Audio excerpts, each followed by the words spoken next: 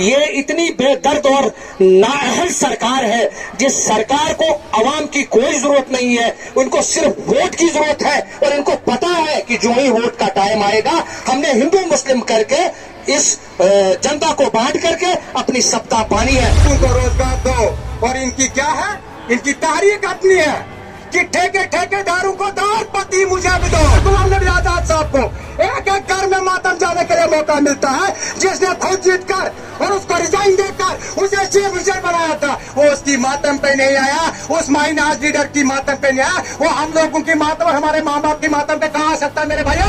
मुझे अफसोस उस वक्त से होता है कि जब जिस इंसान ने यहाँ की इमारत का काम किया और जो यहाँ के लोग थे वो रात दिन तड़प रहे थे कि कौन सा वक्त होगा कि गुलाम नबी आजाद यहाँ रहमत बनकर आएगा, लेकिन अफसोस है कि हमें ये इल्म नहीं था कि वो जहमत बन के आएगा। किसके पीछे चला हो, वो आप चीफ मिनिस्टर नहीं बनेगा। हम स्टेज से कह देना चाहते हैं कि कभी भी मैच नहीं जीतता है।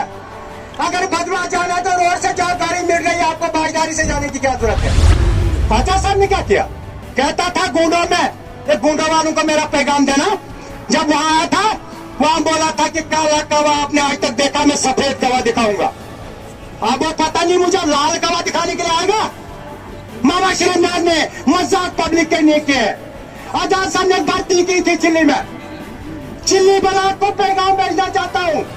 और स्पेशल भर्ती चिल्ली इसका नाम था, और उसके ठेकेदारों ने और उसके साथियों ने रिश्वत खाकर चिल्ली के टोटल 2 लगाए थे और 248 बाहर के लाए थे और वो लगाए थे। आज चोले चोले पर बातें हो रही है।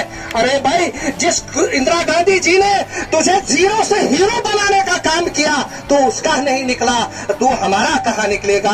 याद करो लोगों, जब इंदरवाल से उसने इलेक्शन लड़ा और इंदरवाल के लोगों को वहीं छोड़ करके अपनी कुर्सी के लिए दिल्ली भागा, और उस दिन भी गद्दारी का सबूत दिया। लेकिन ये डीएनए में गद्दारी है, शायद ये डीएनए में गद्दारी हो सकती है। तभी जो इंसान उस खानदान का नहीं निकला, जिस खानदान ने चप्पल तक दे दी, जिस खानदान ने कपड़े तक दे दिए, जिस खानदान ने सब कुछ दे दिया, वो अगर उसका नहीं निकला हमारा भी नहीं निकलेगा।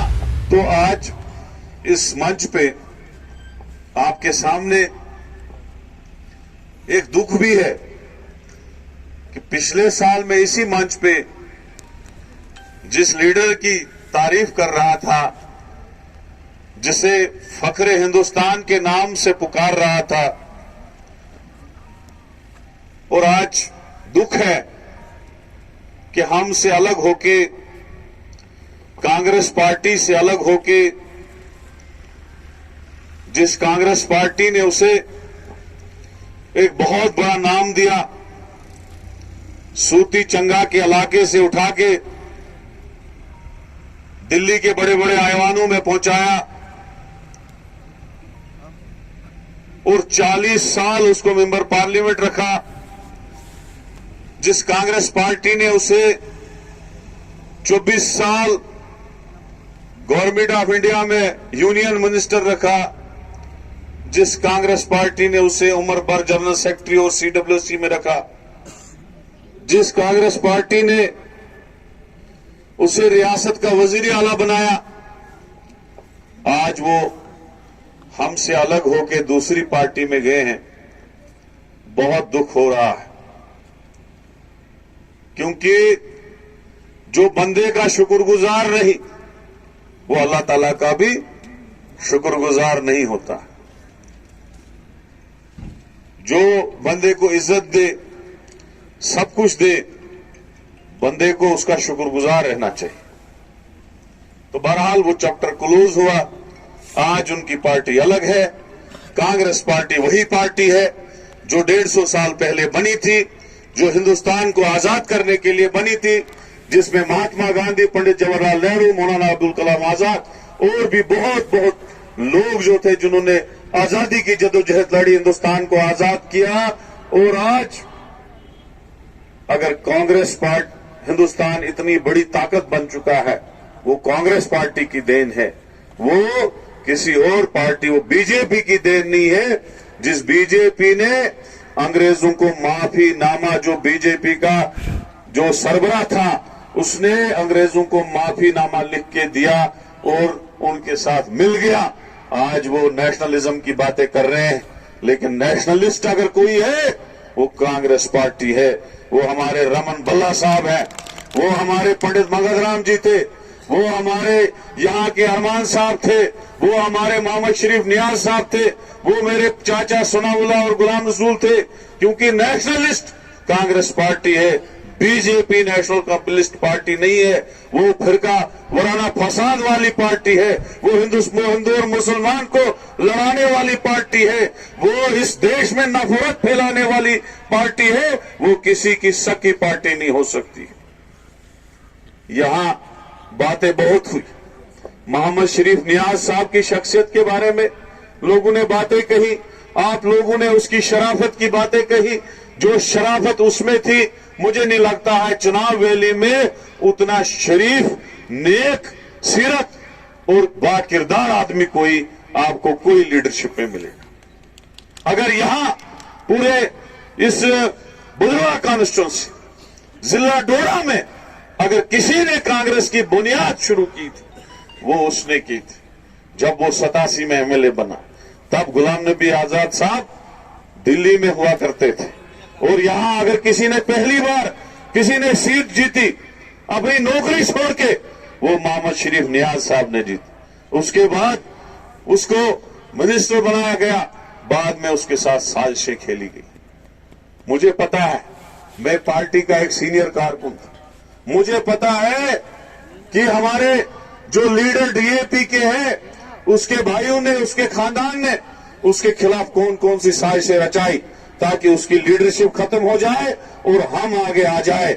हमें पता है, जो आज टोपी वाला लीडर जो कांग्रेस का सदर बनना चाहता था, जिसको कांग्रेस ने रिजेक्ट किया, जिसको कांग्रेस ने यह बताया कि तेरी कोई कंट्रीब्यूशन कांग्रेस में नहीं है, जब कांग्रेस ने उसका ट्रैक रिकॉर्ड देखा तो उसको रिजेक्ट किया सदर बनने के लिए, उसने कितनी साजिशें मोहम्मद शरीफ नियाज साहब के साथ की। ये मैं उनके सामने स्टेज पे नहीं बता सकता था, लेकिन आज दिल खोल के बोल रहा हूं, क्योंकि वो सारा जो मफाद पुरस्त लोग थे वो यहां से निकल गए। जब 2008 में मोहम्मद शरीफ नियाज साहब दोबारा इस कॉन्स्टिट्यूंसी में एमएलए बने, तब हमें उम्मीद थी कि वो दोबारा मिनिस्टर बनेंगे।